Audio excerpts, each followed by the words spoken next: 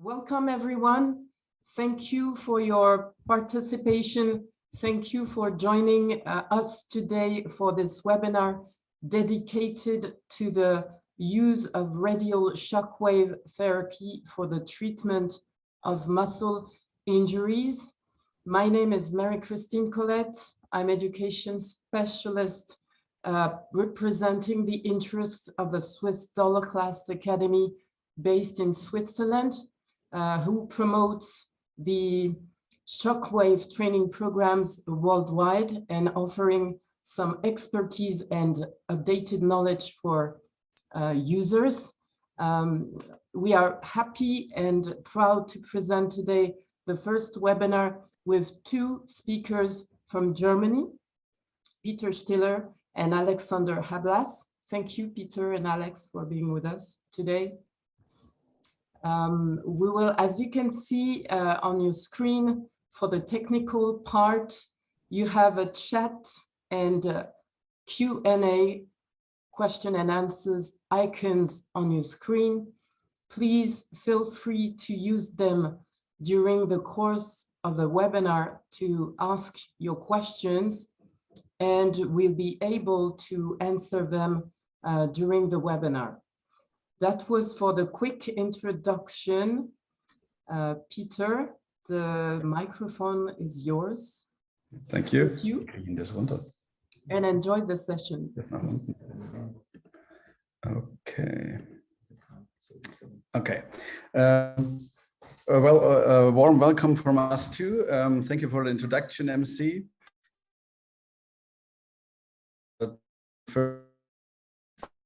Guys from Japan, it's really sorry, wait a second, we start with first now. Okay, it's really exciting for us too to have so many people from Japan in this webinar. We will tell you a lot about the treatment of muscle injuries by using radial shockwave. Wait, we have a problem with the connection, so I will change this. Give me a second. Okay, wait a second. We have to change the connection because it's too slow for the translation.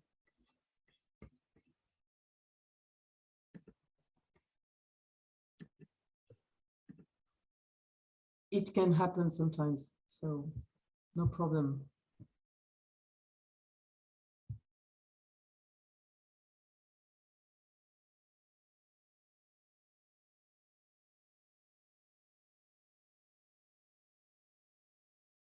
Oh no.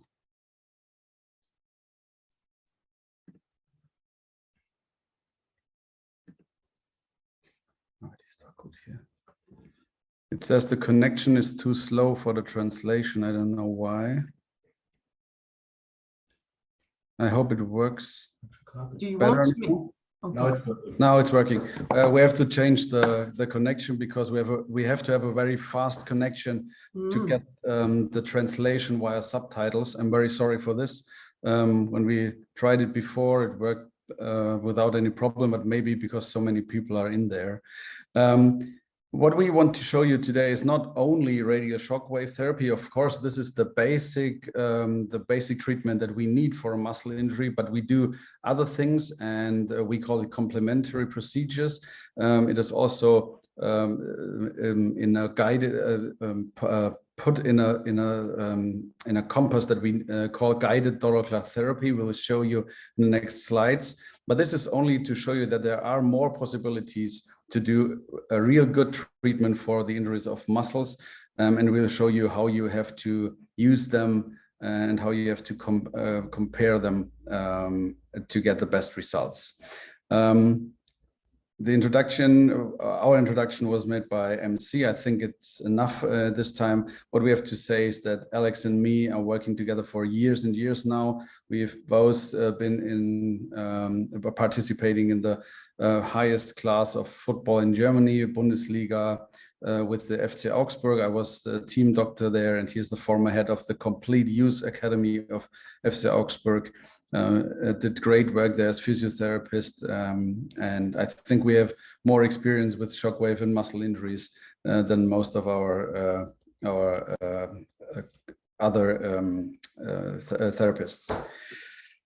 What we want to show you also is that it's not only us two, because there are so many people in Germany using shockwave therapy for muscle injuries. And as what I want to show you is, I tried with a laser pointer, that there are guys that are really famous in Germany. For example, Professor Matiasowski is the team doctor of Mainz 05, also in the German Bundesliga. Dr. Yildirim is the team doctor of Bayer Leverkusen, Dr. Marshall from RB Leipzig, and Dr. Deutscher from Borussia Mönchengladbach. You see from the German Bundesliga, there are a lot of team doctors and their physiotherapists working with shockwave on muscle injuries. I think this is, as a background, very important to see. And the most important guy that we have to introduce to you concerning the science of shockwave and concerning the results of the last years that you can see in very, very high rated studies is Professor Christoph Smits. He's the head of the Department of Neuroanatomy of the University of Munich. He is also one of the most famous and most well-known scientists concerning the field of shockwave laser therapy and stem cell therapy. I think there are 2 or 3 guys at the same level in the whole world if shockwave therapy and laser therapy and stem cell therapy are concerned. This is very important for you because the theory that we tell you in the next steps is very clear and is very how do you say, experienced, because Professor Schmitz is working about 20 years now with the data of shockwave in a database that I will show you in the next steps. The first of all that we want to show you is that we, or EMS, developed a compass that should show you how we normally work. We do not all the steps in this 1, 2, 3, 4 step brain. It's not, we don't have to do this all in the same way. You have to use the high power laser that we will show you today. You don't have it in Japan at the moment, but it will come. And the radio shockwave and the focus shockwave. You don't have to use this way as you see it here. You can use it whenever you want in the connection you need. But it should be a part of your treatment in the future. The same as you have to assess and engage, of course. You're doing your examination and your anamnesis with your patient. You're doing the rehabilitation program. You're doing a follow-up with your patient. That's pretty normal. You don't have to do it in this circle. But we want to show you that you have better results when you use these devices when you need them too. For example, here is the laser. You see a picture of the laser that is coming up to you the next month. And here is the radial shockwave device, the Smart 20 from EMS that you know. And we say the guided Doppler therapy is the laser plus the radial shockwave therapy plus our knowledge and our support that we will give you today, for example, and your experience and your skills with these devices and with your hands, of course. So it is one program that everybody has on its own. You are treating in a different way than we do, and it's not like we tell you how you have to do that and you have to do it the same way exactly, but you use the devices. We tell you how you have to use the devices, and you do it your way in your treatment program. So let's go to the theory, as I explained with Professor Smits. What do we want to achieve with modern shockwave therapy? We want less medication. We want less injections, of course, no cortisone injections, because we think that you don't need them anymore when you work with shockwave. We achieve less operations, that's clear. Hundreds of operations can be stopped before they have to be done. When you use the shockwave earlier. It is a non-invasive treatment option. It is of low risk and it is high effective. I would say Alex and me have a percentage of about 90 to 95%. And I think that's really creating a lot of happy patients. And so you can be successful, more successful. The science behind, as I told you, comes from a database. It's the PEDRO database, the physiotherapy evidence database from the University of Sydney. There's the Center of Evidence-Based Physiotherapy. When we talk about physiotherapy, it is the physiotherapy defined like in Australia, Norway, Netherlands. I'm not quite sure how it is in Japan, but in Germany, we have the problem. It's an education of 3 years, not more. In all the other countries, it's a study of 4 years, and you have to do the bachelor or a master. And so in these countries, the physiotherapists cover the complete conservative orthopedic field. That's different to Germany. That's a problem that they have here. But in this case, it is perfect. That is the definition of these countries, because you have a very broad database with a lot of RCTs, randomized controlled trials, systemic reviews, and guidelines. And it is very important that you need very good studies to get into this database. The reliability and the validity of this is extremely high. And you have to have randomized, double-blinded RCTs. They all have to have a very high outcome, which is very important, because then you can't say, okay, we had 100 people in this study, but we only used 10 at the end. You have to have 85% in. And so what I want to say is all the information, all the studies you find in there are very highly rated. And so you can trust the information you get from this. And you can trust Professor Smits, because he worked 20 years through the whole database, much more than 150 studies. All that we tell you today is so evidence-based. It's the highest level of evidence-based medicine.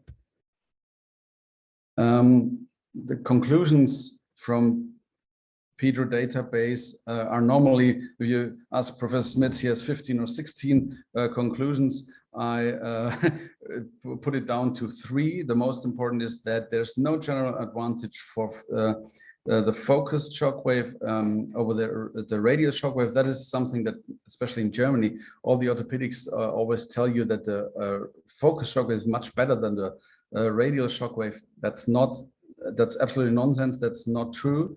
The second step is the same. The radial shockwave does not mean low energy, and the focus shockwave high energy. That's not true. In Germany, they tell this to the people because they try to sell the focus shockwave more, because they earn more money from it. That's a big problem in Germany. Money rules the world, and that's a problem why focused is used so much when normally you should use a radial shockwave. So we are very happy to talk about the radial shockwave today, because the field you can use is much broader. And the third one is that 75% of the RCTs that you find in PEDRO concerning shockwave are done with the EMS devices. That's very important, because so you can see that this must be the best device if the most studies are done with this one, because you have the best results. And we'll show you this step by step now during the theory. Concerning the how we work today, it's a 30 to 40 minute theory now. After this, you have all the time to ask your questions. You can write your questions down in the question and answer field during the webinar, and after about 40 minutes, we have a slide that says questions, and then we can clear all the questions that you had. Okay, so you don't have to lift your hand or something, but just write it down, and we'll go through every question afterwards. Okay.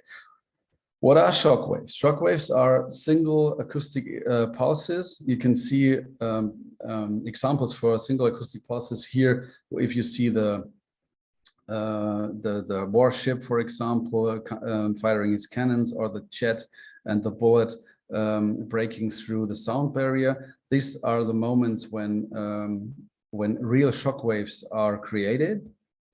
And the real shockwave has a very high initial power, pressure.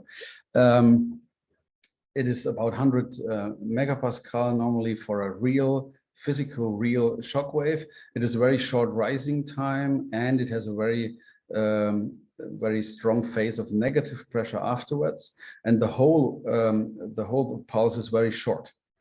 This is in yeah. If you see now both diagrams, this is in contrary to the therapeutic shock wave. That's very, very important. You don't have to have 100 megapascal and a very short rising time in your shockwave from your shockwave device to have your effect on the tissue. That's absolutely important because you cannot. It's very hard to have real physically defined real shock waves from a shockwave device. We have to talk about pressure waves now because we cannot achieve 100 megapascal with the shockwave device you use, but it doesn't matter. It's very important. This is a study that showed that you don't have to have so strong pressures and so short rising times to have a very good effect on the tissue. So it's not important if it is physically defined a real shockwave. It's only important if it is a therapeutic shockwave that has influence of the tissue. And we'll show you how good the influence of the EMS devices is in the tissue. Which kind of shockwaves are there? You all know that there is a focused shockwave. We are talking about a radial shockwave today. It all began with the lithotripsia, means the stone crashing shockwaves that we had in urology to crack kidney stones, and that was the beginning. And from this, EMS developed focused and developed especially the radial shockwave device. That's why we have an own name. It's not RSWT when you talk about shockwave therapy with the devices from EMS, but then it's RSWT because this is a registered trademark of EMS, so it's not the same. How does radial shockwaves, how are they created or generated? It's a ballistic generation, means that compressed air, I'll show you here, compressed air accelerates a projectile to a high speed of 90 kilometers per hour in this handpiece here. This is the older one, this is a newer one, and then it delivers this high power of this 90 kilometers per hour to the applicator, and when it hits the applicator at the back, you'll have the radial shock waves in the front of the applicator. We have different applicators we'll show you today, and then it looks like this. I'll show you in a video. I think that's the easiest way. Then you have the first shock waves here in the front. Then you see this black bubbles. These are cavitation bubbles. We'll have a few slides explaining cavitation because it's very, very important. It's a big part of the energy that you can deliver by these applicators. And you have the secondary shock waves here. You see it here. They're coming in a second step, and they force the cavitation bubbles to implode. So you have the first wave of shock waves, then you have the secondary shock waves, and between you have the cavitation bubbles that implode, but I will show you in a few slides how it works. Very, very important is that the devices you work with, the Smart 20, for example, are working with a unique radial shockwave energy. That's absolutely important because you cannot compare it to any competitor on the market. As you see here, this is, for example, a Storz medical device. They have 5 bar, but it doesn't. It's not important how much pressure it does. The important thing is how much energy comes out. It's the energy density flux in millijoule per millimeters in square. And you can see if you start with the highest rate, the highest pressure of the EMS device, it's 4 bar. You are higher with the energy than concerning 1 hertz. The frequency is very low. You're higher at the beginning than you are with the 5 bar of the Storz device. So if you go on and increase the frequency, it's very, very important. When you increase the frequency, it stays the same when you work with the EMS device for the whole range of up to 20 hertz. If you work with other devices, they go down and down and down, and after 10 hertz, you have only less than half of the energy left. And if you go further and after 15 hertz, it's gone. You have no real energy delivered to the tissue. If it's compared with shockwave device of EMS, it's only 1/3 of the energy. And of course, if you deliver more energy into the tissue, you have much more result and a better effect, of course. Here we start with the cavitation explanation. This is a study from 2001, so we know how important cavitation is for a long time now, and showed that a significant part of the effect of shock waves is mediated by cavitation. And cavitation is built in the second part of the shock wave, means in the negative phase. There's the biggest bubble you see, and after this, when the secondary shock waves hit this cavitation bubble, it implodes and gives free the whole energy, and we call it a jet stream. This is the second part of the energy that you put into the tissue. And of course, the more cavitation you have, the more energy gets into the tissue. So now, if you compare this 3 fields, you see that we have here 3 handpieces of EMS. This is an older one. It's not on the market anymore. This is the handpiece we work with normally, and this is another handpiece that we normally don't work with. This is the handpiece everybody works with. And if you see the unbelievable black fields here of cavitation bubbles, and you compare it, this is with 15 hertz and 4 bar. And you compare it with the competitors, for example, BTL and Storz, doing 5 bar with 15 hertz. You see, you cannot even compare, because it's ridiculous what comes out here and here compared with this. If I go on and show you what the computer counts, because the computer can count every single bubble, then you see it is even more impressive how much bubbles it counts here and how little here. So if you see this, it is clear that if you want to have the best effect, especially I think on the musculoskeletal system concerning muscle injuries, you have to use shockwave devices from EMS, and that's why we are talking today. And we will show you what you can do with this unbelievable power that comes out. I'll show you 2 videos. The one is a comparison of Storz medical device with 11 hertz and 5 bar compared with an EMS device, also 11 hertz, only 11 hertz. If we would do this with 15 or 20 hertz, it would be even more impressive, but we did only 11 hertz, or the guy who did this video. And you can really see the cavitation bubbles. And I think everybody sees the big difference between the left side EMS and the right side the Storz device.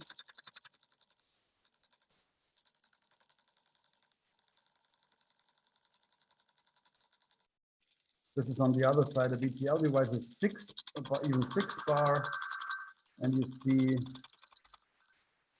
the cavitation bubbles are much more here on the right side with the EMS device. I think the pictures speak for themselves, but it's important to know how big the difference is. Now, the mechanism of action that work in the tissue when you use your shockwave device. The first question is, what is the effect? What do you want to have as effect in the tissue? It's, of course, pain relief, or if it works perfectly, elimination, the increase of the blood circulation. And now the most important points for me are inhibition of inflammation and activation of reparative processes, because these 2 points are very important for a real regenerative medicine plan and a regenerative healing process. The muscle relaxing effect is very important today, of course, because we need this too to have the best results in the muscle.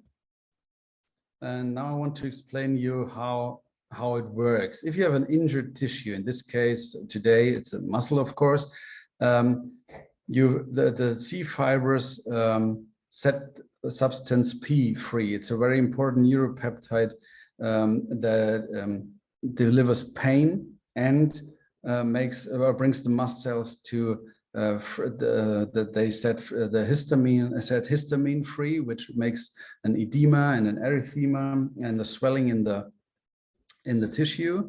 And substance P also influences the blood vessels to have a better blood circulation. But in the first part, when the inflammation starts, it's too much, and we want to stop that, of course. And it's called neurogenic inflammation because it's concerning the peripheral sensory neurons. And so it's called neurogenic inflammation. It's a very important, or it got very important in the world of sports because Professor Dr. Miller-Wohlfahrt always pointed out that this is very important when you have to treat muscle injuries. You not only have to treat the muscle, but also the complete neurogenic inflammation going up to the spine. And we'll show you today why you can use this for both, for the neurogenic inflammation concerning the spine and the vertebrae, and concerning the muscles. To understand better what shockwave does, you have to know what chili does. The red chili pepper contains capsaicin, and this is something that you feel when you bite on your chili pepper. Then you feel heat and pain on your tongue. But if you do that 3, 4, 5 times, it gets numb and you don't feel it anymore. You don't have the feeling of pain. It means it first burns and then it goes numb. If you work with shockwave therapy, it's nearly the same. The shockwaves are also working like bringing first a pain for about a few seconds, because it brings up the substance P in the tissue, but it is so much that the tissue or the tissue is emptied of the substance P, or the C fibers are emptied. So if there's no substance P anymore, you don't have the inflammation anymore, and you don't have the pain anymore. So it's first pain and then it recovers. To go further means that less substance P is less pain and less neurogenic inflammation. If you have these two things together, you can start to get real healing by the release of growth factors and the activation of stem cells. And so now you have the steps that we saw before: less pain, less neurogenic inflammation, more growth factors, more activated stem cells in the treated tissue. And so you get real healing. In the nervous system, we know that the effect on the nervous system is depending even more on the cavitation than all the other tissues. But it means for us that we can use it for inflammation of the nervous system with the Swiss Dollar-Clast and the Smart 20 and so on. We can treat nervous system problems much better than all the competitors, because we have the most cavitation. Here in the bottom you see the studies that proved the release of growth factors and the activation of stem cells was done by Wang and by Hoffman in 2006 and 2008. Great studies, very highly rated. Yeah, great. This is a summary for everybody who wants to read it. It's only that what I said before, that you can have the same effect in the tissue on the C fibers by using shockwave than using capsaicin, because on the tongue you can show it, but how do you want to get capsaicin into the tissue that needs it? So shockwave is much easier and not so painful. How does shockwave therapy work? We did the first part with increasing the release of substance P and the depletion of the depots. The gate control principle is a second, not so important principle, because it's It works on the A delta fibers, and they have a little influence on the C fibers. So it's a little bit on top, I would say, for analgesia. The release of growth factors is the activation of cellular defense, of course, and of the body's own repair mechanisms. That is important for healing. We don't want to fix something. We want to have real healing. Means we want to have the tissue renewed.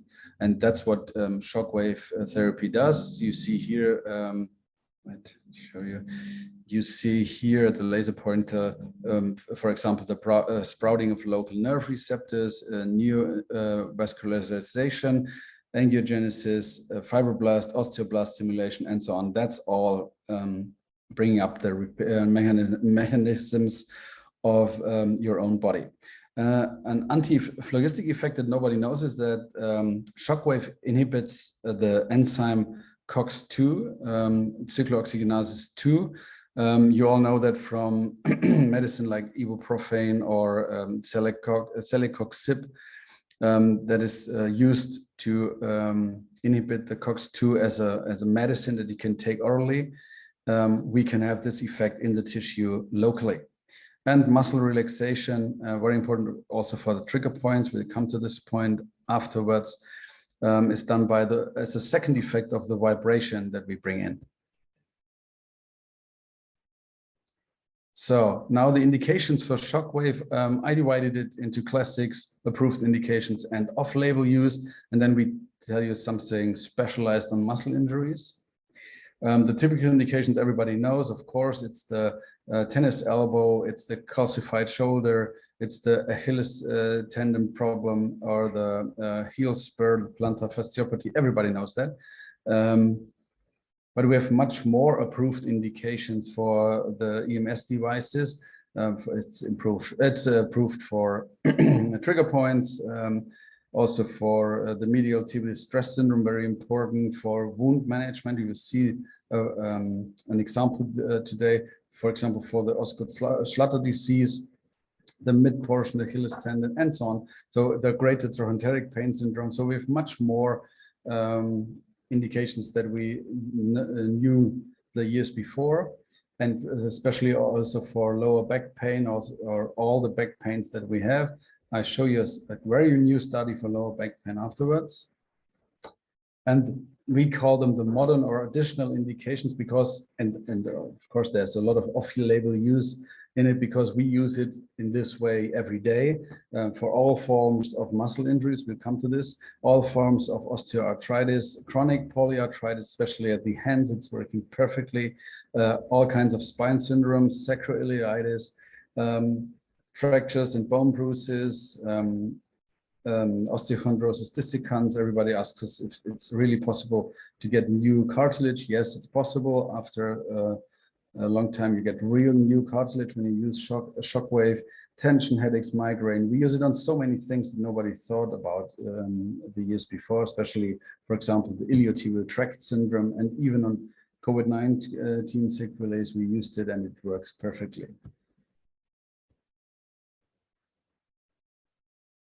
So to come to the point today, it's the muscle injuries, the delayed onset, muscle soreness, the muscle strain, and all kinds of ruptures or tears. It's the same. If we talk about muscle injuries, we have to talk about Dr. Müller-Wohlfahrt and his group of people who came up with the this order that you see here from type 1A to type 4.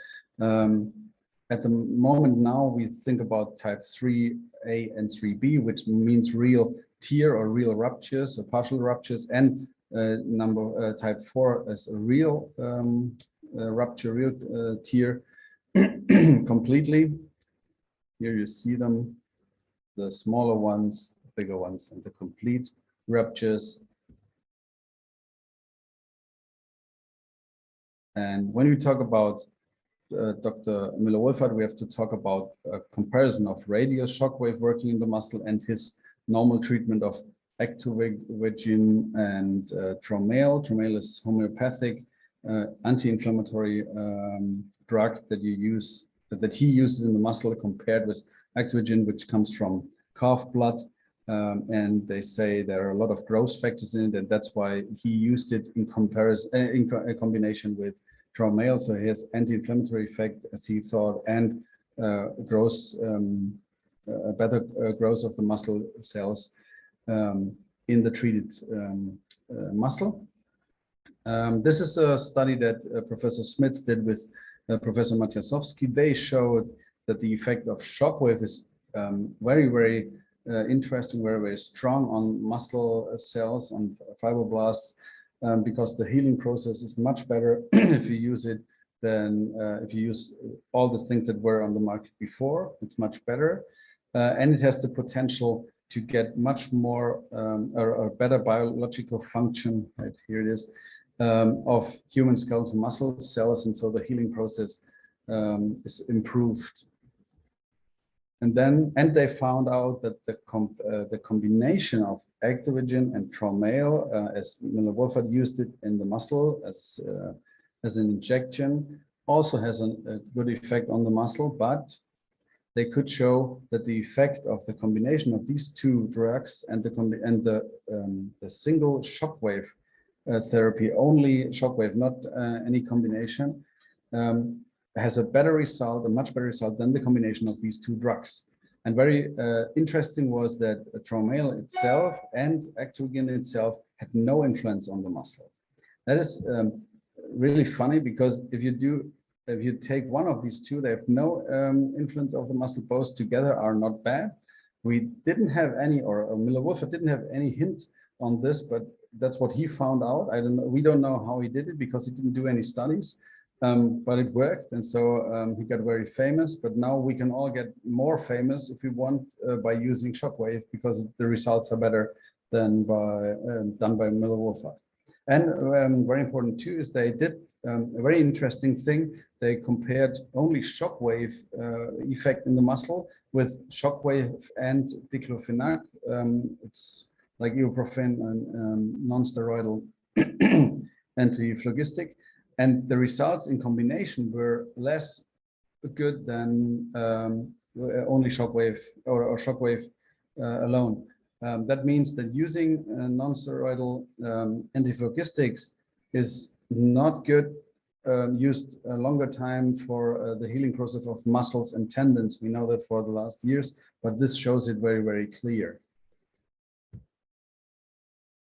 And to show you how important these injuries are, we have all the injuries that you can have as a football player, professional football player in the first German Bundesliga.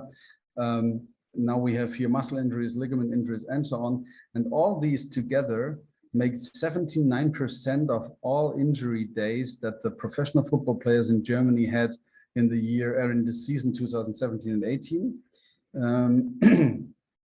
And if you see this, and you can treat all of them by shockwave, you see how important shockwave is, not only for muscle injuries, but nearly all the injuries that you can have in professional athletes.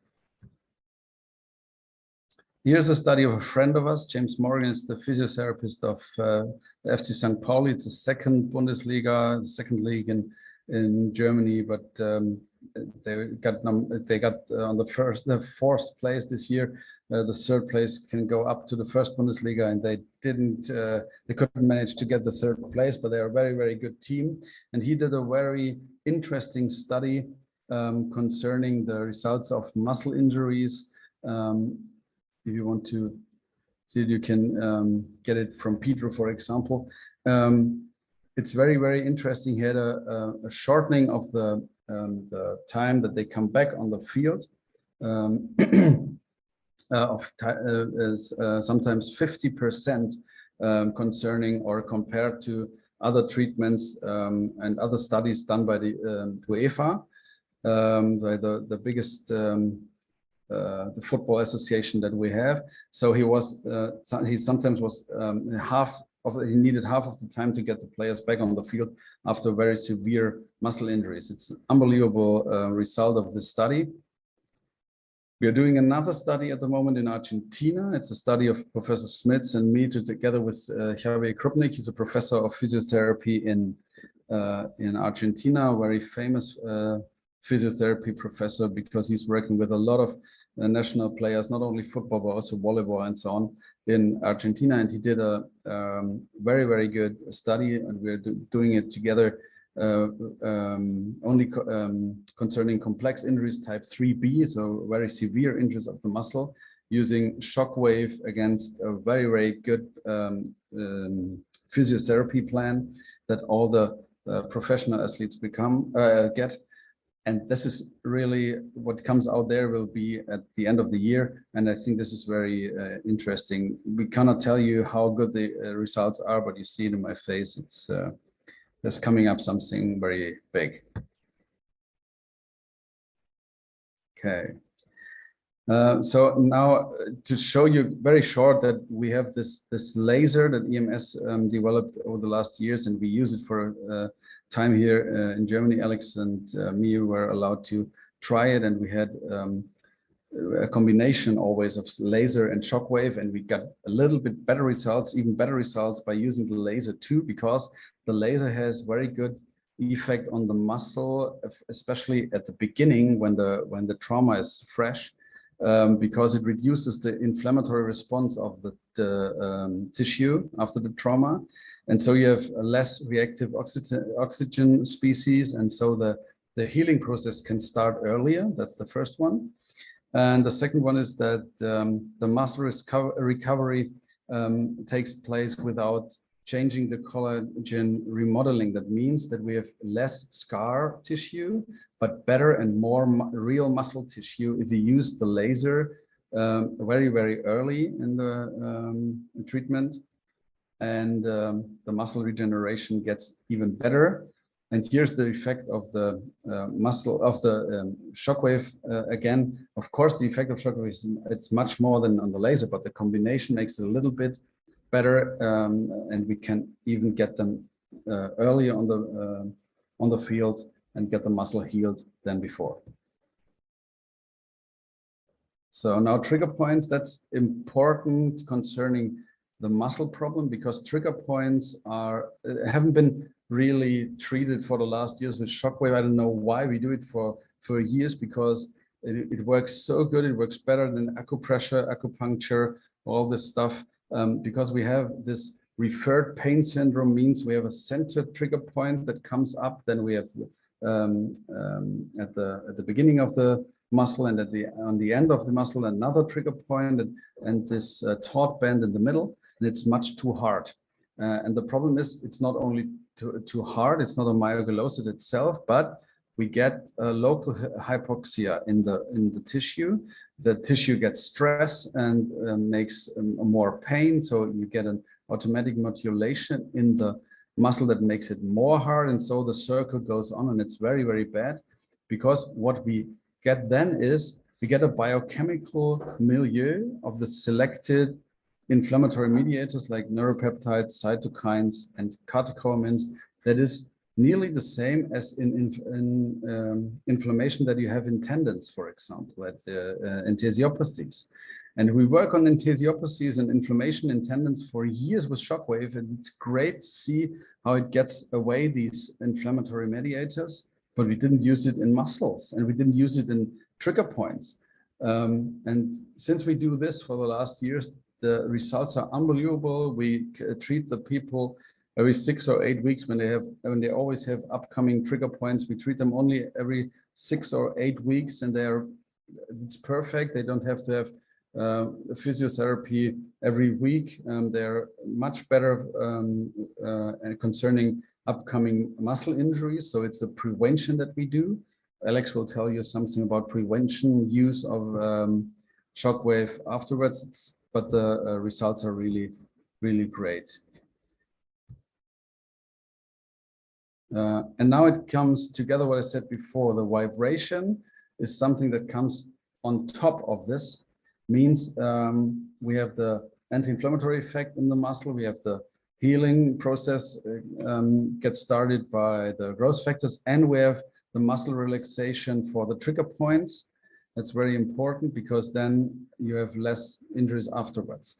And as we talked about before, the neurogenic inflammation, this is the first study that shows that shockwave is really, really good working on low back pain and much better than non-steroidal antiphlogistics. And if you use this together with the local shockwave on the muscle, you will have less neurogenic inflammation, you will have less tension in the muscle, and this makes it better for the treatment of the muscle injuries and for prevention.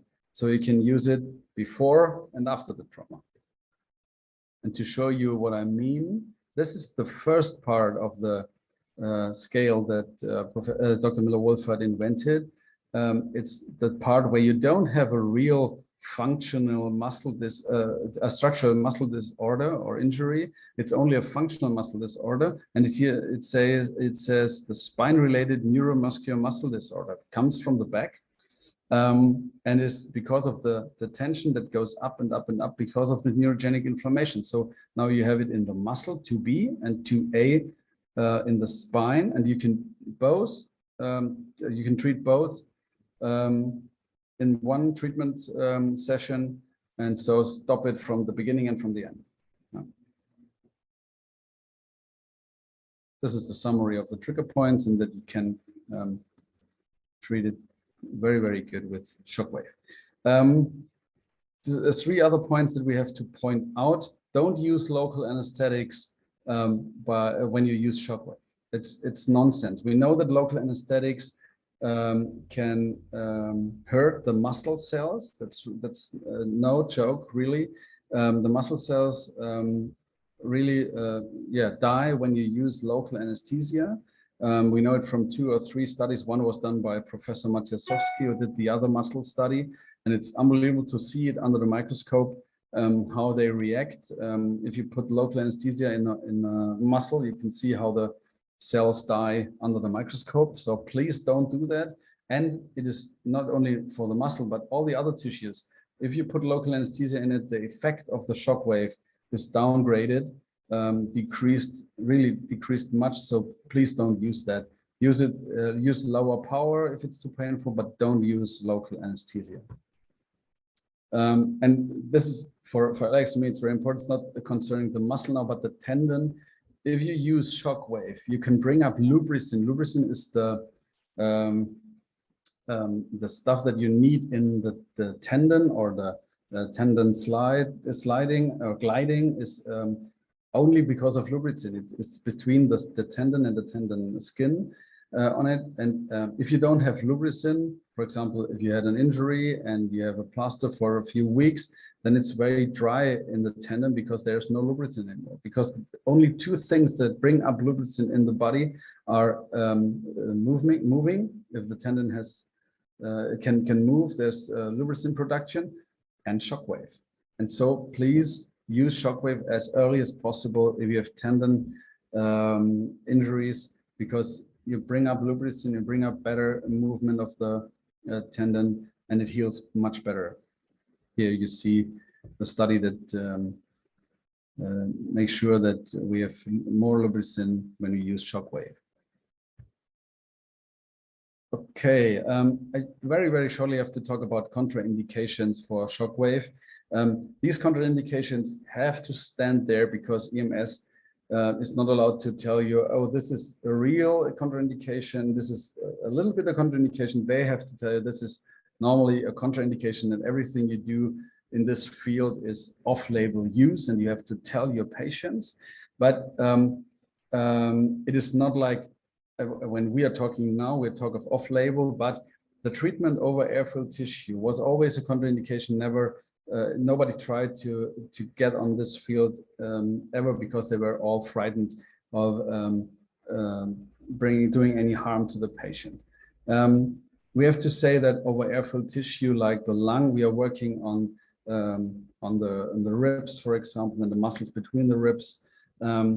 If you use radial shockwave, you can normally not harm the lung, because if the pressure gets up, and it could harm the lung, we didn't have any patients that were harmed over the years. But if it could harm the lung because of the hard pressure, it is so painful that the patient goes away and you decrease the pressure. So in this field where we work, especially on the thorax and at the ribs and on the back, normally it's absolutely no problem. If the patient starts to cough, you have to go on another place or decrease the pressure. And don't use it on the over the intestines, because there it can be that in the intestines there's gas or air, and so they're air filled, and then we don't know what happens when the shockwave comes on the intestine, but you don't need shockwave on intestines. The treatment of torn tendons when they are ruptured more than 50%, that's clearly you have to do surgery on them. We had patients that didn't want to have an operation surgery on their tendon, and they had about 60–70% ruptured of the tendon, and asked us if they can have shockwave because they don't want to be operated. Yes, you can do that, but the patient has to undersign that he said, okay, if something happens, if it ruptures completely, it is on the patient's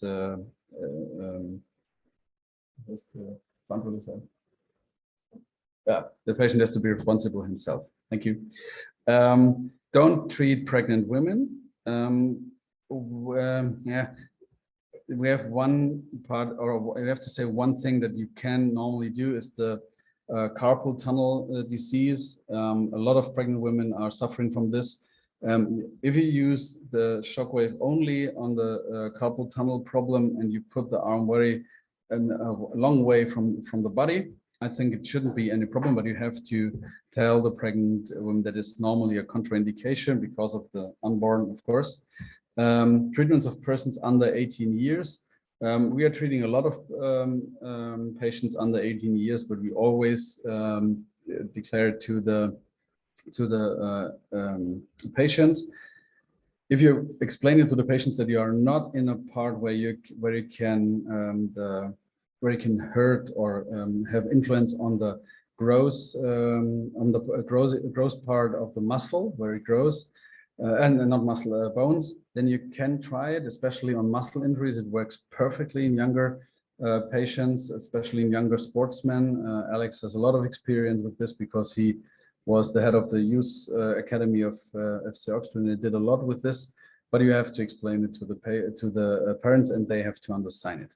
Treatments of patients with blood coagulation disorders is, keep away the shockwave of somebody who has thrombosis, or the other way around, is bleeding very easily, especially when they take oral anticoagulants. You see it here. Don't use shockwave. It makes too big hematoma. That's not good. The treatment of tissues with local tumors and local bacterial or viral infections. I hope you don't have to use it in these regions. We did it a few times with patients who were really in a bad position and said, it doesn't matter what you do now, but I want to get the pain better, and so on. And it worked in most of the cases, but they also have to understand that this is their responsibility.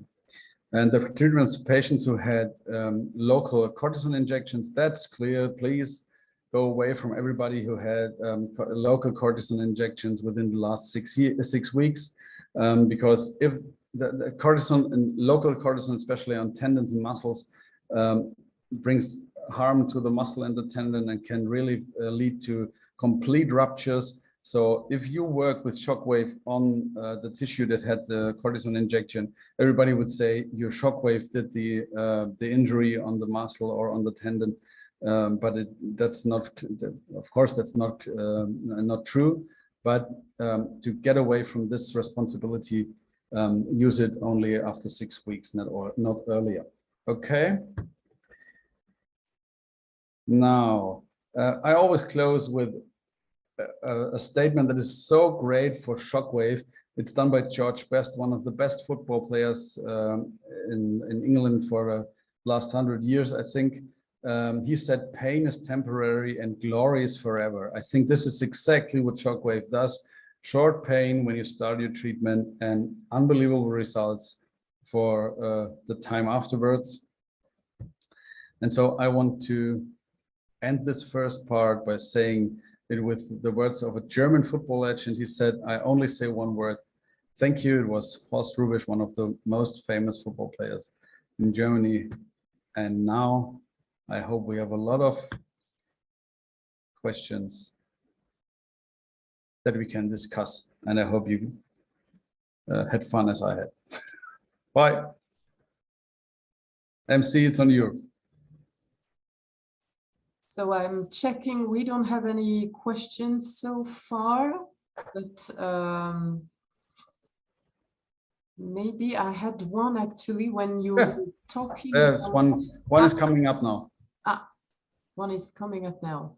From Heather, contraindications, anticoagulants. I want to work with patients with tone following stroke, and we do a lot of manual therapy on them for muscle release. What do you suggest? Yeah, we are talking about spasticity, I think. And that's our own part of shockwave therapy. I think we could do a whole webinar about this, especially Alex and another physiotherapist that we know very well are working with people suffering from spasticity. It works great. It works perfectly, really. And they can normally, they all use Botox before that to get the tension away and the hardening of the muscle. And after a few months working with the shockwave, they all don't use Botox anymore, but stay with the shockwave therapy. It really works great. There is a specialist for this at the University of Barcelona. It's a young woman. I can't remember the name, but if you go on the site of the Barcelona University and concerning shockwave, it is unbelievable what they do. They did studies on spasticity, and it's really, really great to see what they achieved. So have a look at it. Is she from the team of Anthony Moral? Maybe? Yeah, exactly. Okay. Anthony Moral is the head of the department, yeah. And she's absolutely specialist for spasticity. It's unbelievable, really. Great, perfect. Thank you. Next question from Surya. Thank you very much, Peter. Thank you. May I ask what your treatment protocol is for minor muscle injuries and trigger points? How many sessions and how frequent do you treat? Basically, we will have this when we do the case reports in some minutes. So if there are any questions left after these cases, we can answer and discuss them again. Okay. But in short, you can say it depends on how we the guy we are treating or the lady we are treating. If it's a professional athlete, we do it every day. If it's somebody who is suffering from the same, but it's only for a normal life, so it's once in a week is enough. So, but we'll show you afterwards. Okay, perfect. Thank you. Question from Mark. Is it possible to rupture a tendon during, for example, when we shockwave a lateral epicondylitis? No, never. No, not at all. Absolutely. That's really clear. If you use shockwave on a normal tendon or a normal tissue, you can't do any harm. You can have a little hematoma sometimes. I had 2 or 3 in my entire life. You too, I think. But you cannot do any harm to a tendon or a muscle or something. No. You don't need to worry about this. No, not at all. Okay. Thank you. Question from Regina. How do we calculate shots with respect to injury area size and the number of trigger points? We start with number 2 because that's quite easy, or it's easier. 300, 400, 500 shots per trigger point is enough. Yeah, you don't need more. Injuries in different areas, I always say as many shots until you reach a result in your treatment. Yeah. So if you do 2,000 shots and your patient's not feeling any better, then it was too less. Yeah. You should feel anything. So a rough number would be around 5,000 shots, 4 to 5,000 shots in general, but sometimes more or sometimes less. And it depends on what we want to do. If you only want to treat a small area because you have, for example, a wound there, or you have a small muscle injury, then you can stay on this area. But we normally treat the whole muscle chain, or only the complete muscle, or maybe the whole muscle chain. And so it can be that we start with 2,000 or 3,000 in this area, but then we go on and you have 10,000, 15,000 impulses. It depends on what you want to do. Okay. And it depends also on the tolerance of the patient during the treatment. Yes, but it normally gets better when you work on the patient, because the first pain goes away, then you can go up a bit and then treat again. Go on. It's going more and more quickly. So you can go up very fast for muscle injuries, for example. And then you can reach a lot of impulses in the injured tissue. Yeah. Perfect. Thank you. We have a question from Lina. Is it better in acute phase, subacute phase, or chronic phase? Oh, very important question, because in acute phase, that's the only part of the whole trauma that you are sometimes not able to treat because it's too painful. This is, for example, a part where you use cryotherapy, or especially the laser. At the moment, we are working with in acute phases with the laser and cryotherapy for 1, 2, 3 times. And then when the pain is going down and you get into the subacute phase, then you can start shockwave. There are trainers, they tell you you're only allowed to treat in the chronic phase, but that's not right. We start in the subacute phase as fast as possible. And as far as muscle injuries are concerned, we start within 12 hours after the injury. So this is quite an acute phase of a muscle injury, and we already start using the shockwave because it's a bit different to tendinopathies, for example. And we have to tell that we normally, if it's, as he said, if we do it in 12 hours, we start with laser, cryo, and so on. We do a lot of things to calm this down and to get the inflammation down. And then we can start with shockwave, because we come from the complete acute phase a little bit down, and then we start. Okay. Thank you for the precision. A question from Bao Ying Lim. Informative webinar. Yes. May I ask, where do you target the shock waves for osteoarthritis joints and also for osteochondritis dissecans? It's very easy, because you only have to find the points where you would get, for example, with an injection, would get into the joint, and then you can use shockwave, because it's always the same it's always the same aim that you have in the joint. So you only have to see where you come, or where you get in the best way. And so we use it, but we can show afterwards if some more want to see this. It's very easy, especially in the ankle joint. It's very, very easy. And that's with the osteochondrosis dissecans, it's exactly the same. We go into the talus bone, like we go into the joint, and then we put all the energy that we can get in, if it's not too painful, on this point. Okay, perfect. Where the dissection takes place. Maybe we will see this later in the practice. Yeah, maybe. Yeah. Okay, thank you. A question from Ivan.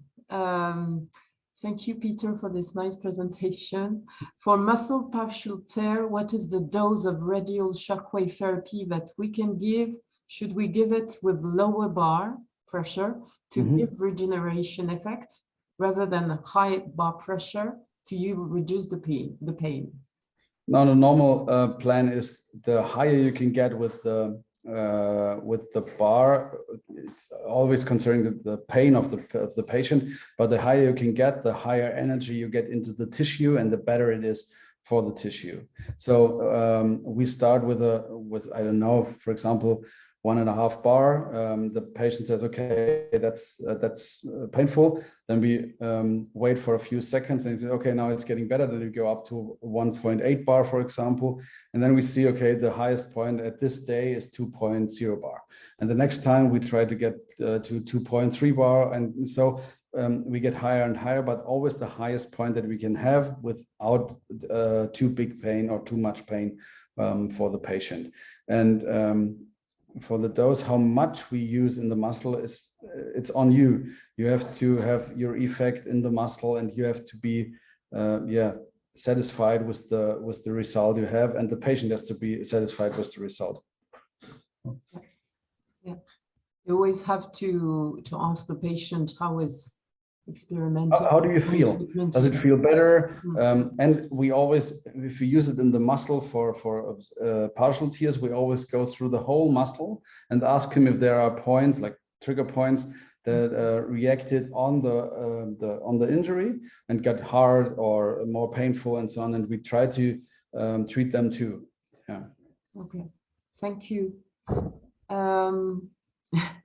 A question from Masaru that I answered via the chat. Well, I said that the replay will be available later on the Swiss Dollar Class Academy webpage videos. So I'll send you the link. Thank you. A question from Sherry.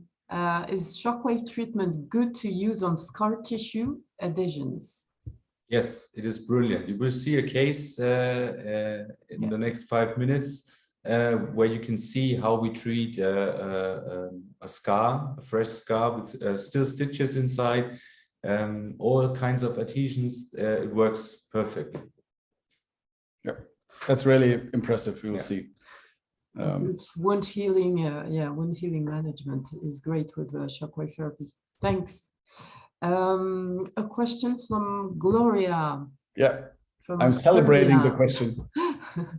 Have you treated plantar fasciitis on a pregnant woman? Yes, of course. Gloria, thank you for the question, because I only pointed out the CTS, the carpal tunnel syndrome, but it's the same with plantar fasciitis.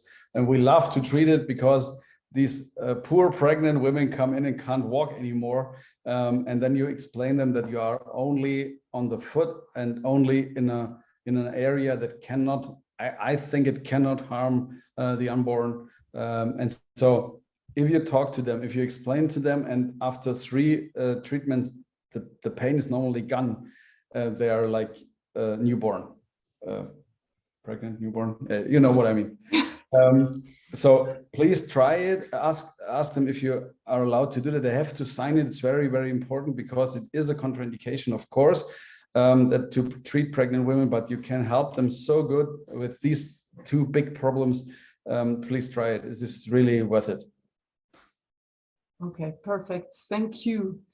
Another question from Lina. Do you have experience using shockwave therapy in post-ACL reconstruction? The anterior cruciate ligament is always something that you have to operate. Of course, that's a very good question too. What we do after the reconstruction? Yes, we use it, of course, because all tendons heal better if they are injured or if they are operated. They all heal much better, and I think they can even go much earlier into their rehabilitation program and get much better results in a shorter time. So yes, we use it regularly. What you of course can't reach is the ACL ligament in the knee after reconstruction. But what we treat is the fixation point on the tibial bone. Yeah, we can reach it from the front where the screw is inside. The swelling in the beginning, the scar tissue around, the muscle tissue around. This is where we use the shockwave for at ACL reconstructions. But if you have not a knee like this, I think you can even reach the tendon a little bit if you're lucky, because you get 4.5 centimeters in the tissue. So if you use it from behind and the two soft spots from ventral. I think it is possible to get there and to get it a little bit better, but all you have to do is to use it for the whole knee after the surgery, and I think you will see that the results are much better than without shockwave, for sure. Okay, thank you, thank you. Another question from Ikiguchi. How many shockwave machines are there in hospital sports teams? Depends on the size. For example, we in our practices I have 3 radio shockwave devices. He is 4 at the moment. I will have 4 in a few weeks, I think, because I have the same. But they're always running in the sports teams that I mentioned from the Bundesliga. We know that They have 1. Yeah, they have only 1 or 2. Now, Bayer Leverkusen has 3, for example. Yeah. But you have to say that nearly every Bundesliga club has a shockwave device. In the Premier League, definitely every team has a shockwave device. I think in Spain too. So the highest leagues in professional football and also upcoming in other sports regions, they all have a shockwave device because they know how they get better results faster and get the professional athletes faster back on in their sport, to their sport. Okay, thank you, thank you. The more devices you have, the more treatments you can get. Yeah. And the best results you can have as well. Another question from Sherry. Can shockwave be applied to areas like the popliteal fossa? This is behind the knee, right? Yeah, no problem. We always have the question concerning the vessels there and so on. No problem. You cannot have so much pressure in it that you harm any vessel there or a nerve or fibers or anything. Nothing. No problem. That's no problem. Okay. Other question from Sherry. Or areas like muscles? Oh, it's linked to the previous one. Or areas like muscles over the cranium, face, where it may be overlapping the sinus cavities. It's tricky. Yeah, it's tricky. We use it in the mandibular joint. Very often we use it for the masseter muscle.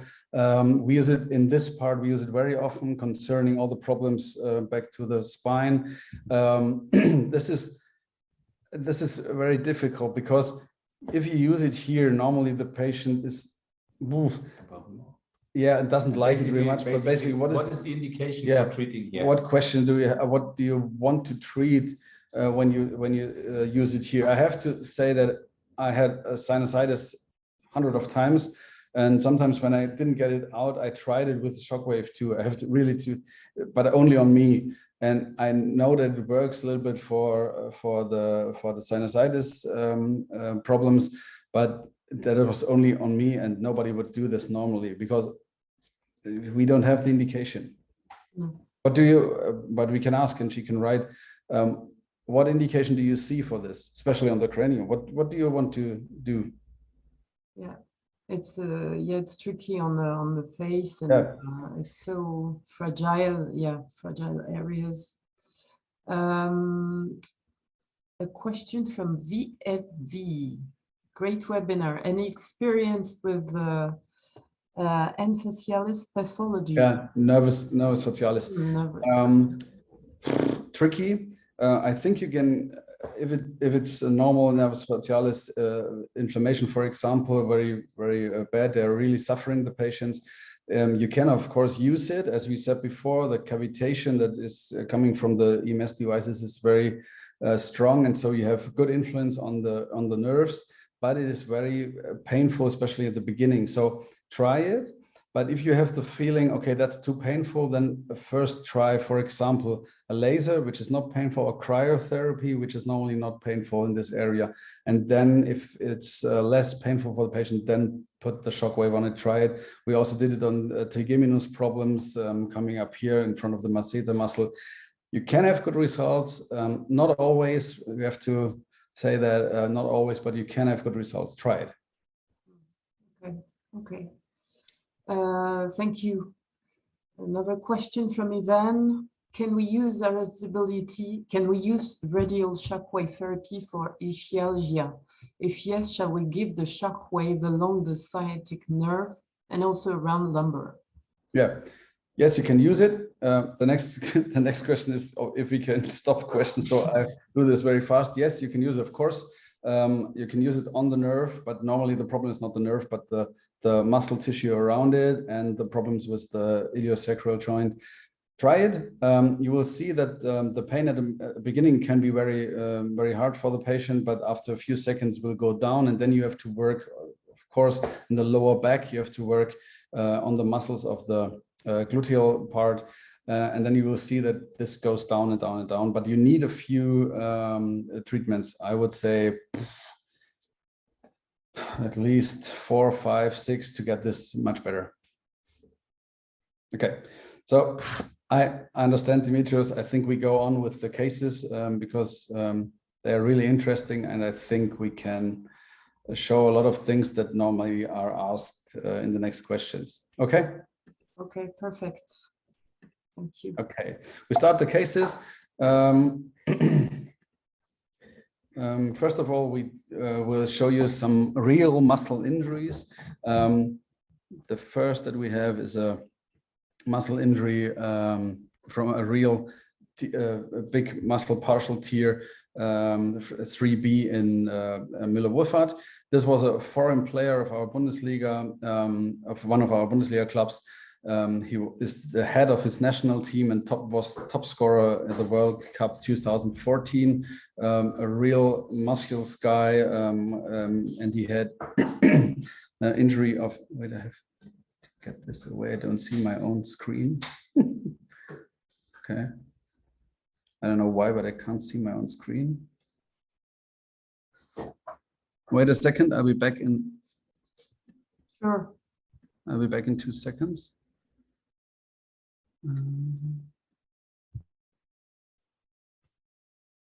Das anders haben. Was ist das?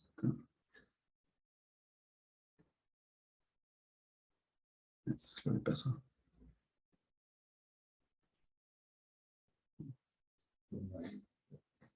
Nicht besser. Ich verstehe, warum das da oben hängt. I can see you. Okay. We can see your presentation. Yeah, we can see the presentation, but the part where you can give your screen free and so is directly over. It doesn't matter. After the now it goes. Okay, I don't know why. After the muscle bundle tear that he had in his biceps femoris, he had, that was a club rule, no additional therapy to the normal RICE regime that everybody knows, and some kind of passive physiotherapy, they called it. That was horrible for the player and horrible for me. After 1 week of doing nothing, he came to me with a really big problem in his muscle because he couldn't walk anymore. I will show you the pictures now. And we did a really intensive radial shockwave therapy with 12 treatments in 14 days. That is what was the question before. In this case, it's a professional athlete, a professional football player. He wants to come back on the field as fast as possible. So you have to treat him nearly every day. So, and what is very important for all the cases that you will have in the future, your examination on the muscle and your ultrasound shows normally a continuous improvement if you work with this. And this is what you have to trust in. The MRI is always delayed. It's always nearly 2 or 3 weeks behind the normal clinical results that we see when you use shockwave. We will show you that now. Very impressive, I think. That was the MRI from day 2. So we have a 1.5 centimeter thick muscle partial tear in his biceps femoris. And he only had lymph drainage and the RICE scheme. So this is day 9, means 7 days of rest and 2 days of our work with him. After the second shockwave, he was pain-free in this muscle, but you can't see any positive reaction in the MRI. Day 16 means, the MRI was from day 16, means after 7 shockwaves, it's not really a picture of the MRI that I would say, okay, this is improving perfectly. No, they also told him he's not allowed to do anything because this is muscle bundle here is too hard, too strong. He is not allowed to do anything because the hematoma doesn't go away as fast as they hoped. And but you have to see now the clinical progress. This is day 16, and on day 21, after 2 weeks of treatment, means after 3 weeks after the trauma and after 2 weeks of shockwave treatment, he was at his running speed of 80% when the club where he played told him not to do anything because the MRI is not good enough. This is very, very important. The MRI is not good enough, doesn't matter, because we treat the patient and we don't treat the MRI. And he was on running speed 80%. He had no problems during this running training, and he could go on stair training. He was running up the stairs.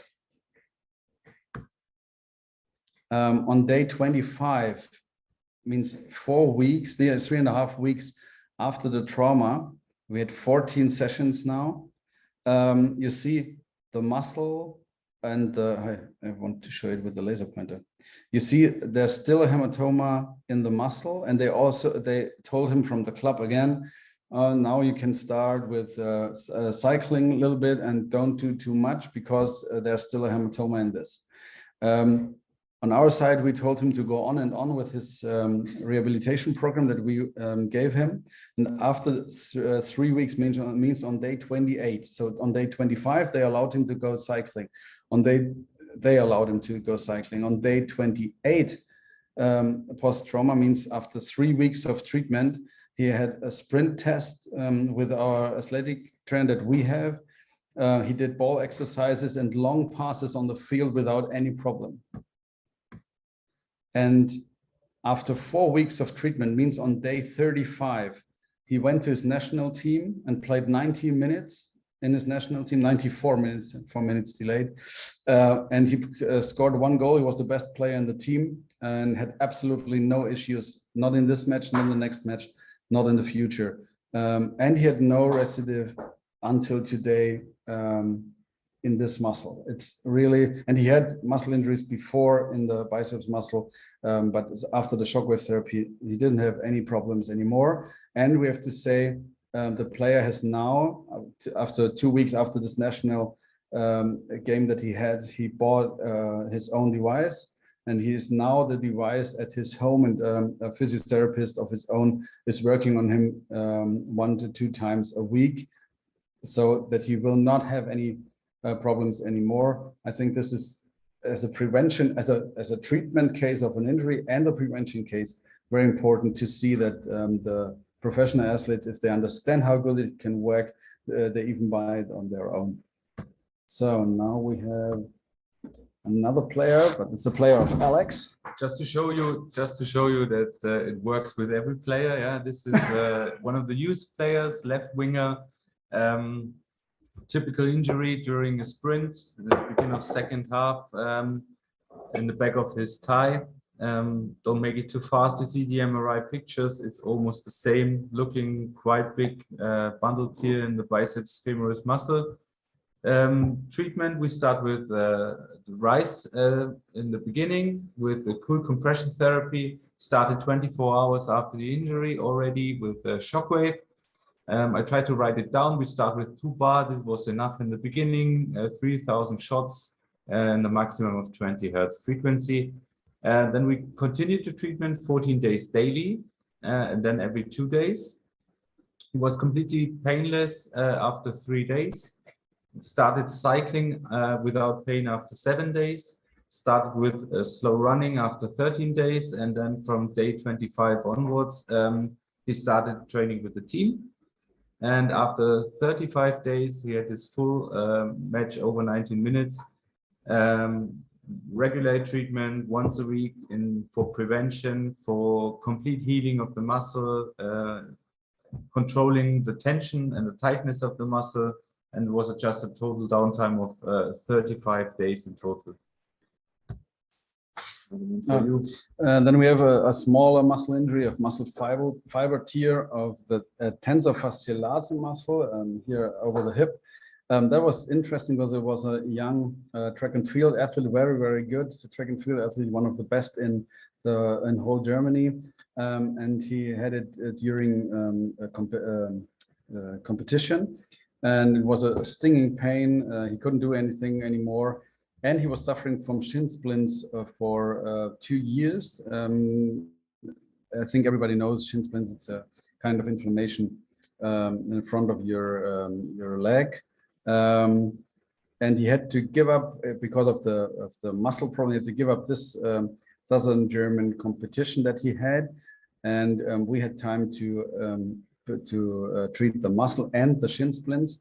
And the ultrasound, it was a clear intramuscular hematoma. So we knew from 10 to 4 millimeters. So we knew there's a real tear and not only a strain. The treatment was the first treatment was a few days after that.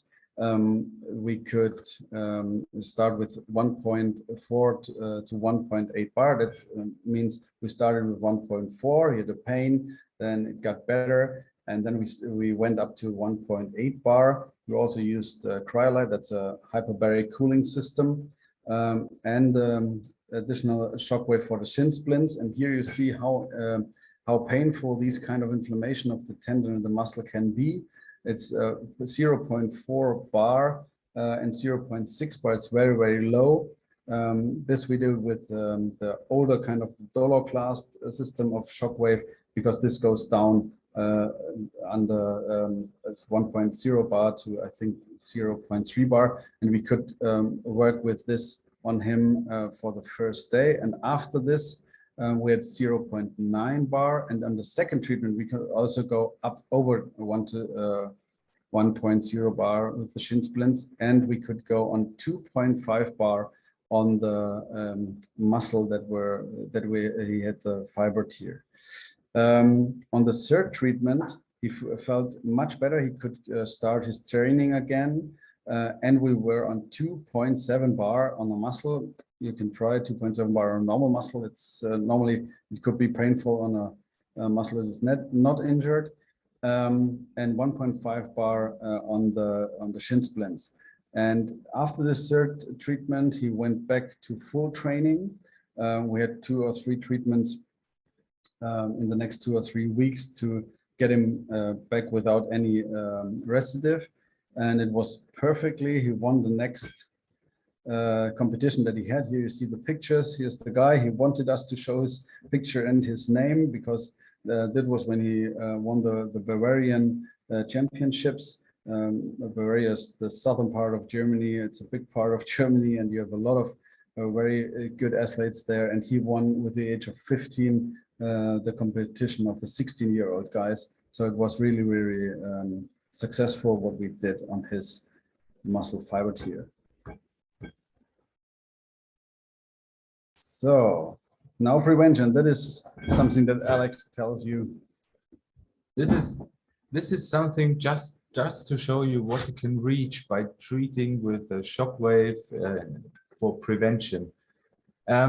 These are statistics I made over several years in the youth academy, because all injured players come to my place. So I see every muscle injury. In the first years, as you can see in the year 2014 to 2016, the number of all severe muscle injuries, type 3A to 4 of Müller-Wohlfahrt, was quite high. Yeah. Then in the middle of May 2016, we started to treat every muscle problem approaching to our practice. So small tightness, strange feeling after the training, almost every muscle problem approaching, we treated with a shockwave. And the surprise was, if we saw at the end, that the number of severe muscle injuries decreases a lot. Yeah, as you can see, usually it was about 8 to 9 a year, and we came out between 1 and 0 and 2 injuries a year. So not just waiting till the fiber, do you have a fiber tear or rupture, a big rupture, bundle tears or anything. Start treating all kinds of muscle problems. This is not just as a kind of prevention. It's always, you can see what's happening after surgeries, for example, the ACL we had before. So it's quite important to treat the muscle around the knee in a kind of prevention to get more activity in the quadriceps muscle, for example, which is not moving very good after surgery. So prevention is a quite big topic using shockwave therapy. I just continue with another nice topic. Yeah, it's almost lunchtime in Germany, so this is always quite nice to have a look at. But it's quite important for scar tissues and treatment of non-infected wounds. This is a case, a football player had a severe injury after trauma on the pitch. Yes, you can see this is what it looked like directly after the injury. This was during the surgery, yeah, with a nice view. Was a brilliant surgery. The player came to my place 14 days after this accident. And as you can see on the red circle, the wound already starts not healing properly. So he came to my place for shockwave therapy. What we did is just applying the shockwave on the whole knee and the whole muscle area. And this is what the wound looked like not quite long time afterwards. It's just 16 days after the first shockwave. We did it every 3 days. We did the shockwave. He had maximum flexibility in the knee. Extension was maximum. It was a very soft tissue around. 16 days after the first shockwave, this guy was jogging. He was running already. So this is something, don't wait too long. Just start immediately treating the tissue. Yeah, even after ECL ruptures or every surgery, we do this. Then the pictures were very ugly, but my colleague next to me can top this again. Yeah. So this is the next picture of a. I put this in because it's a real muscle injury too. It's not the injury that you know think of when we talk about muscle tear. But this is a friend of mine who fell from a ladder, a height of 2 meters, and the problem was not that he landed on his feet. That was not the problem. The problem was that there was a kind of metal piece standing out of the ladder, and it cut his thigh. As you can see, very deep. The complete muscle was cut, the fascia and the fatty tissue. And he was very lucky because the vessels were not injured, because this would have been his end, I think. Then he got surgery from a very good surgeon here in Augsburg. But as we see, he got an infection in this wound and in this muscle. And as you can see, it looked not very nice after a few days. And now the plan from the surgeon was to open it up again, to debride the wound, to leave it open, rinse it daily. And then they told him that they have to do a muscle flap, a transposition of a muscle flap. And the skin graft means 2 more operations in the next 6 to 12 months. They gave him the healing time of 6 to 12 months. And he told him it's not clear if he could do his sport anymore. And he played football. He ran the marathon 2 or 3 times a year. It was, and sport is his life. So for him, it was terrible to hear that. And then he asked me, is there an alternative to this, to doing this surgery? In this case, we have to say the surgeon told him that he's there for him every day, or every second he needs him. If he wants to have it operated or the surgery be done, he can call him and he'll operate him by night or day, it doesn't matter. So I had the background that I knew if we do something and it gets worse, he can always go to the surgeon and let it do. And we also, of course, work with 2 antibiotics with him, but the most important treatment was the shockwave. And now you see a video, it's in German, of course, but what I want to show you is what happens to the scar, to the whole tissue, and especially to the muscle. And it is very important to see how soft the muscle, how it healed, of course, but how soft the muscle is. And when you see the video, it's 8 weeks after we started. The guy is running for the last week 3 times 8 kilometers without any problem. But see, please see the video. Wait a second.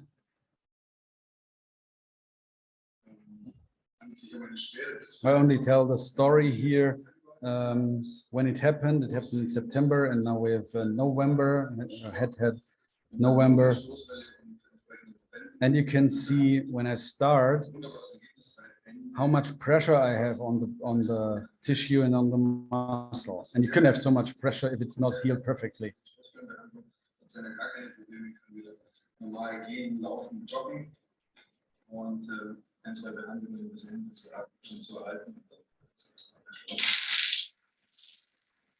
And as you can see, I hope you hear me, as you can see, we go with a lot of pressure also over the scar. The scar is healed so perfectly and so strong that you can put every pressure on it. You don't have to have, don't have to be frightened that it goes, opens up again.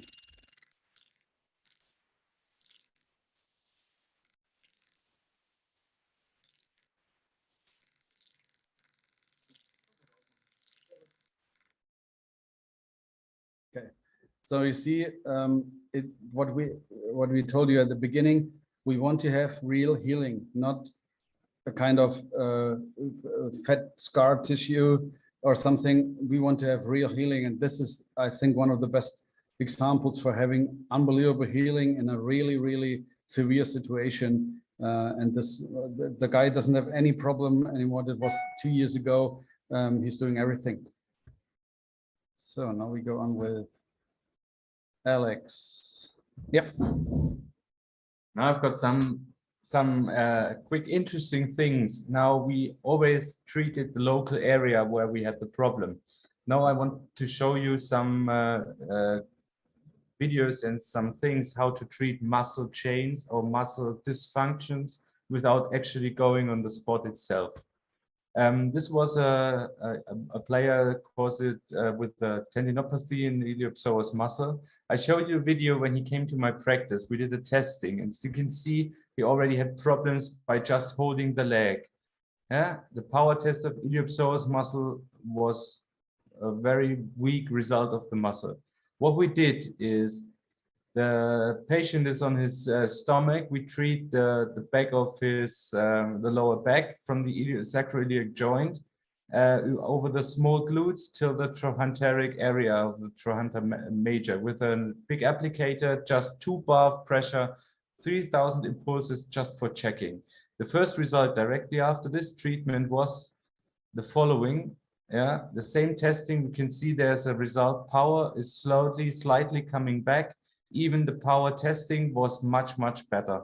So we did the treatment once again, just to check if we can reach more results. So this is also a diagnostic thing. So I know that there's no tendon rupture, for example, because power is coming back. So we did it again. Yeah, you see, there's even more power with the pressure test. We see how the head is trying to get some more power, but we knew this is the way to treat this kind of injury. So the retest and 1 treatment later, after 24 hours, yeah, you can see what the player is doing. Yeah, he's holding his leg quite normal. He's in a normal training. We can do some running, passing. All these things are possible. Also think of your patients in the clinic, in the practice you have. You have patients with low back pain. Most of them have psoas muscle problems. So we can't shoot the psoas muscle itself through the stomach. We can reach the tendon in the thigh, but we can't shoot through the stomach. So if I want to reach this muscle, I always start the treatment by just doing the back. Another patient, as you can see, we did EMJ testings with some players. He was suffering from severe lower back pain without any findings in the X-ray, MRI, or any power tests. It was just unclear why he was suffering this lower back pain. We did shockwave on the lower back itself. This was good for several days, but always came back.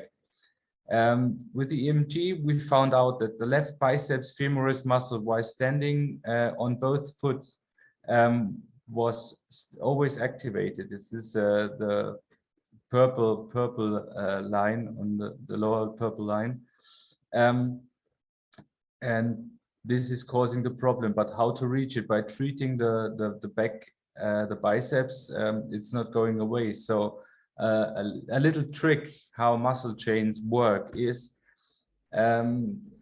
use the shockwave to treat the trapezius and rhomboid muscles on the back, just quick 5,000 impulses, 2,000 hertz. He's still having the EMG on the back of his leg, on the biceps muscle, and as you can see, the measurement directly afterwards is showing almost the same waves. So the firing, the activation of the biceps muscle on the left side is gone after shockwave in the lower neck, upper neck. And the direct comparison before and afterwards, you see he's flexing his head. This was the maximum purple wave we have on the left side, and after the one shockwave therapy, it was just gone. So always keep it in mind. We don't always need to treat on the typical area. The last thing from my side, also concerning low back pain and extra rotation problems. This is one of my hockey goalkeepers suffering from a surgery in the hip area with extra rotation problems on the left side. Very painful in the gluteal area and in the hip area. What we did is, it's quite a simple thing, is we did the shockwave on the inside of the ankle and below the medial malleolus with 3,000 impulses, 20 hertz, around 2 bar. That's quite enough because it's a very painful area, just to influence the following muscle chain, as you can see, via biceps, quadriceps, adductors, and again, the very important iliopsoas muscle. So after 3,000 impulses, the result was like this. Yeah, we have the same extra rotation in the hip area. The pain in the lower back and the gluteus medius minimus muscles is decreased more than 80%. Remember your patients you have in the clinic and the practice entering with the severe acute low back pain. I like to start with this kind of therapy just to reduce the pain a bit, and then I can go on the injured area basically to treat them. Okay, so these were the cases. Now, if you've still time, we would show how we normally treat a muscle. And if somebody wants it too, we can also show how we use it on an ankle joint. But it's not a real magic thing that we do. We talk about treating the muscle itself when you have an injury, and always we treat the whole muscle. We treat the chains that depend on this muscle or concern this muscle, and then you get the tension away, and then you get a better healing of the muscle, of course. I would suggest we pretend Dr. Peter suffering from a muscle injury in his thigh. He can decide if the front or the back. I just want to show how we hold the handpiece. Yeah, because I always want a very close feeling to the tissue, which is very important to see how is the muscle reacting, how is the patient reacting.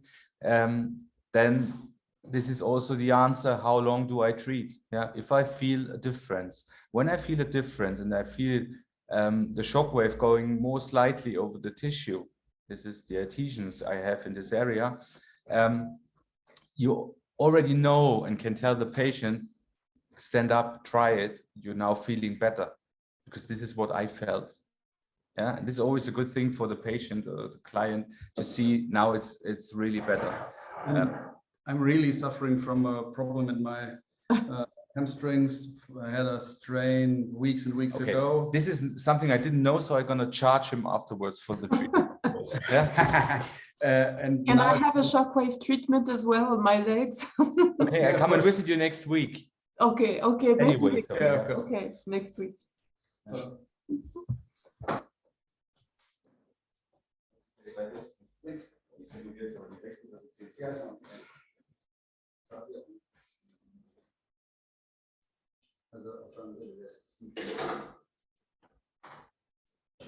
Can you see us? Yes. You bring it a little bit If closer. you, yeah, just a bit closer would be Like perfect. this? Yeah, perfect. Good. So we're going to take some gel, of course. Yeah.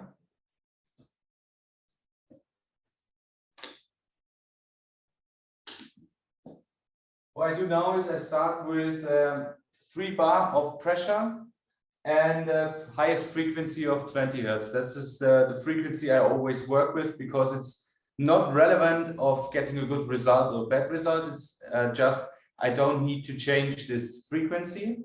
And with a higher frequency, I get just more energy in the tissue. Okay?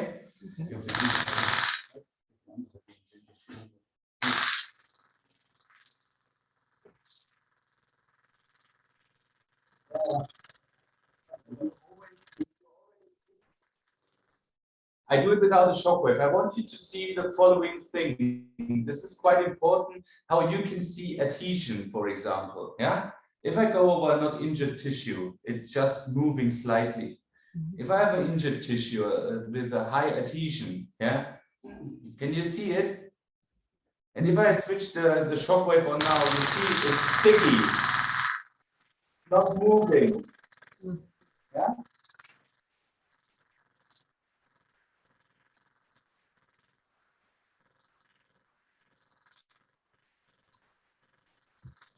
So you see the stickiness of the tissue. This is how long do I treat? I treat as long as the tissue is getting more slightly. I want to slide through the muscle area. So do I need 2,000 shots, 5,000 shots? I don't know. I will see during the treatment. And I, as the patient, will tell him now that the last 2 seconds it got better. So I think after 10, 15 seconds, I exactly felt it that it gets better. And now he can go up, for example, 0.2 or 0.3 bar. I go up to maximum because I want to see him suffering.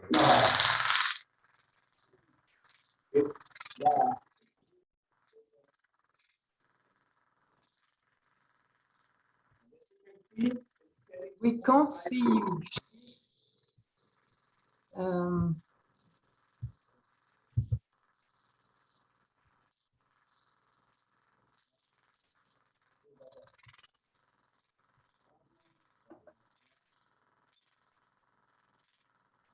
Alex?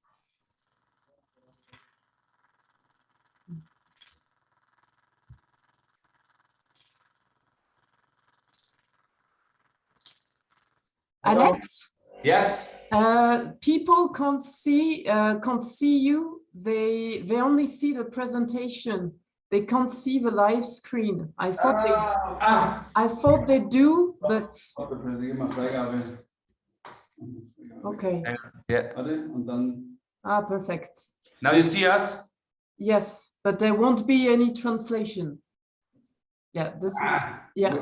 We tell it, they heard the translation before what I was talking. I'm doing just the same. Exactly.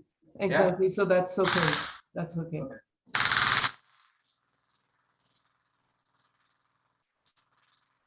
Perfect.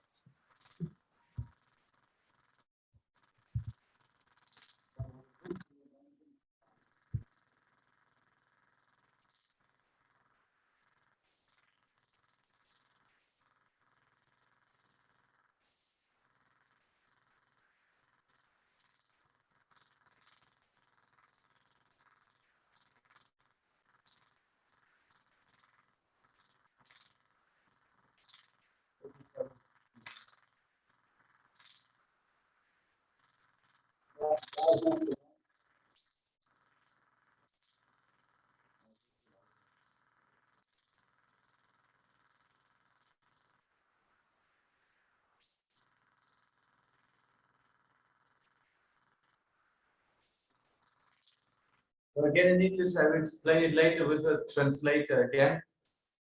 It's going very soft in this area. Here is the injured, here's the adhesion, the tight part, and it's just not moving, as you can see. Even if there's enough gel, it's just not moving. So I do the shockwave in this area as long as this tightness is getting better. And it's normally the same time that I feel it very painful, or not very, but painful. And then he gets better, and I can tell him, oh, now I think it's getting better. And he can tell me, that's very important for all your treatments, talk to your patient, ask him how he feels. But normally when you feel you can glide easy over the point, then he says, oh, now it's much better. I'm gonna start the presentation again, that we have the proper translation. Thank you, I was saying. Okay, can you hear us again? Translation is working? Yes. Brilliant. So, any questions to this topic? I think this is quite important. If anybody didn't understand what I was saying, then we need to talk about, discuss it again. Probably I think we have two questions, but yeah. it was just before, during the cases you discussed about muscle injuries. Somebody asked a question, can we use shockwave therapy on tight hamstrings for acute anterior cruciate ligament and meniscus injury pre-operation? Yes, of course. Yeah, for sure. It's necessary, because even to reduce the swelling, for example, which we have in the knee after surgery, we need to treat the muscle area going up to the hip area to reduce the swelling, and the same with the tightness and reaction of the muscles after surgery. It's important to treat them with shockwave. Yeah. So if you have the time, you can use it before the surgery is done, and afterwards, of course. And that's perfect, because you can solve so many problems that would come up, or solve the problems that normally come up after the operation. So it's perfect. Okay, perfect. And a question from Joanna, well, linked to the previous one. What is the setting for acute post-operation for ACL? Settings. There is just one rule. Yeah. Always treating the patient on his threshold, always and on the threshold of the patient. Doesn't matter what kind of injury. We always try to go. What's happening sometimes by treating muscle injuries, you're still working with 4-bar maximum power and he's not feeling any pain. I'm not concerned about this. This can happen. Yeah. So then treat with maximum energy. But all other injuries, always threshold of the patient. That's it. Yeah. Okay. No other rule, just this one. Sometimes when you treat children at the age of 6 or 7, then I try to start a little bit lower, because children always say it's okay. But you see in their faces, it's definitely not okay. So I always go a bit down, but basically threshold of the patient. Yeah. And as I said before, always communicate with your patient. Yeah. And communication is not only asking, but also have a look at him and his face. And if you see the pain is too much, and he's, as he said, he doesn't want to tell you, then go down with the pressure, go on with your work, and that you get a better feeling in the muscle, for example, and then go up if you see, okay, now he's relaxing. Okay. So we can get back to your practice afterwards. Yes, okay, exactly. Last question from Ariana. In treating patients with muscle injury after repair, where do we put the shock wave? Above the repair wound or around the wound? If it's a normal wound without any inflammation, you can put it right on the wound. We normally tell all the people you can use, for example, something like a disinfection fluid. Put a plastic foil on it, yeah. And then do the gel on it, and then do it so that you don't get any bacteria in the wound. If the wound is, if it's a clear and clean wound, you can put the gel on it, work on it, and then afterwards do the disinfection. That's no problem. You can use it, as he said, when the stitches are in, doesn't matter. Because as earlier you start, the less tissue you will have. As we said, less scar tissue, sorry, you will have. As we said before, the healing process really brings up new tissue and not only scar. So we can use it when the scar is done, or we can use it very early and get less scar, of course. Okay, thank you. What's that? Can we use a patient with muscle problem after? Yeah, another question. Yeah, can we use radial shockwave therapy on patients with muscle problems after anterior? I don't remember. No. Anterior cervical fusion. Yeah, fusion operation of the vertebra. Yeah.